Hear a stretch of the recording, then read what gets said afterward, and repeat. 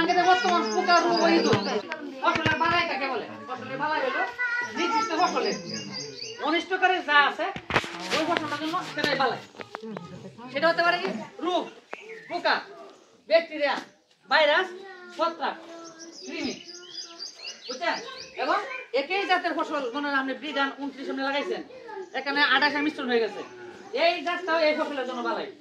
কারণ আপনি কাঙ্ক্ষিত যে জাত লাগাইছেন 102 না জাত বুড়ো মৌসুমে 102 এর মধ্যে 108 জাতের শীষ হয়ে গেছে কয়েকটা মিশ্রণ। ওই যদি বুড়ো মৌসুমের এটা কিন্তু এটা এই জাতের জন্য বালাই।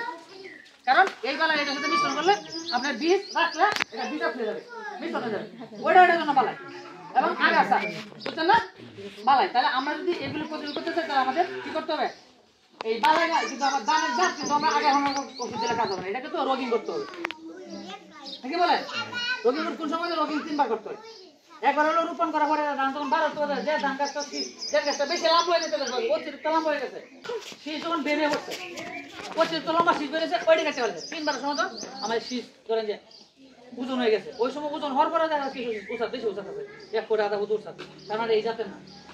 এইবার আরেকটা লোক আমাদের ফসলের বছর হলো ইঁদুর। ঠিক আছে, ইঁদুর যে আমরা দমন করতে চাই, ইঁদুর কিন্তু একটা সমন্বিত দমন ব্যবস্থা আমরা বলে। আমাদের কিন্তু প্রতি বছরে অক্টোবর মাসে একটা অভিযান চলে, ইঁদুর নিধন অভিযান। এখানে কৃষক কিষানি আছে, স্কুলে যে ছাত্রছাত্রী আছে, প্রাইমারি স্কুলের শিক্ষক আছে, উপজেলা পর্যায়ে আমাদের সবাই মিলে একটা টিম হয়। এবং যদি এটা যদি ইঁদুরের লেজের জমা যে মানুষ বেশি লেজ জমা দিতে পারবো, পুরস্কার দেওয়া হয়। যে বেশি সংখ্যক ইঁদুরের লেজ জমা দিতে পারবো তাকে প্রথম পুরস্কার দেওয়া হয়। তার সাথে একটু কম আছে সে দ্বিতীয় পুরস্কার, তার সাথে একটু কম তৃতীয় পুরস্কার। এটা কৃষক পর্যায়ে থেকে হলে আপনার একক না হলে আমরা সংগঠন আছে, আমরা 25 জন আছে, আমরা সবাই মিলে ইঁদুরের লেজ জমা দেওয়ার উদ্দেশ্যটা কি? আপনি মনে বললেন যে আমরা তো 300 ইঁদুর ধরছি ভাগ করে, এটা প্রমাণ কি? ইঁদুর লেজ যদি জমা দেন তাহলে করা থাকবে আসলে মাসে মাসে।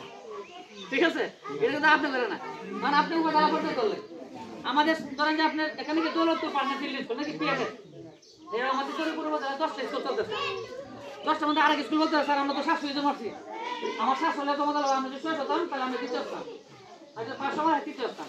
অথবা আমরা 2টা স্কুল সব থেকে একটা স্কুল ফার্স্ট করতে না, নাম পড়তে সবাই থাকতে পারে না, কোন স্কুল ছাত্রছাত্রী সবাই মিলে করতে পারে না।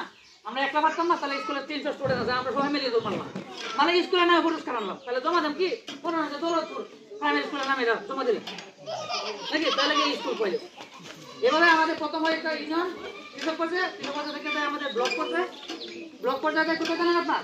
এটা উপজেলা পর্যায়ে, উপজেলা থেকে এটা জেলা পর্যায়ে, এবং জেলা থেকে অঞ্চল পর্যায়ে এবং জাতীয় পর্যায়ে। এবার আমাদের সবই ক্যাটাগরিতে পুরস্কার আছে, বুঝছেন? প্রত্যেকটা ক্যাটাগরিতে আলাদা আলাদা। তাহলে এজন্য ইঁদুর নিধন অভিযান যখন চলে, ইঁদুর কিন্তু কোনো সময় এককভাবে মারা যান, ইঁদুর ব্যবস্থা অনেক সমন্বিত। এক নম্বর কি করতে হবে? আপনার জমির যে আইল আছে, আইলকে পরিষ্কার পরিচ্ছন্ন জুপালো থেকে মুক্ত রাখতে হবে, আইল ছেড়ে রাখতে হবে, আইল ছেড়ে রাখতে হবে যাতে আগে না থাকে।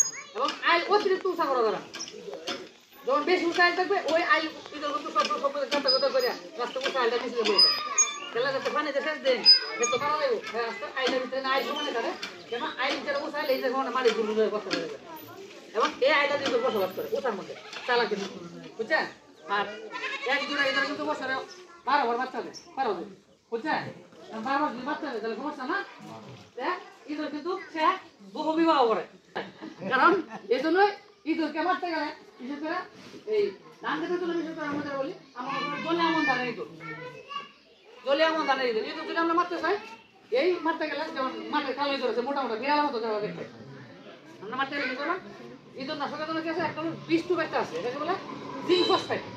বাজারে দেখবেন যে বিভিন্ন হিমালয়ানের পাশে লাগানো সাইজা ইঁদুরের বিষ আছে না, এগুলো বিভিন্ন সার সুসা করে না একটা কত মাইক মারে মারে ধ্বংস করে দিয়ে ধ্বংস করতে না, এটা যদি করে তাহলে দেখবেন যে ভিতরে একটা পাউডার জিঙ্ক ফসফেট, এটা পাউডার একটা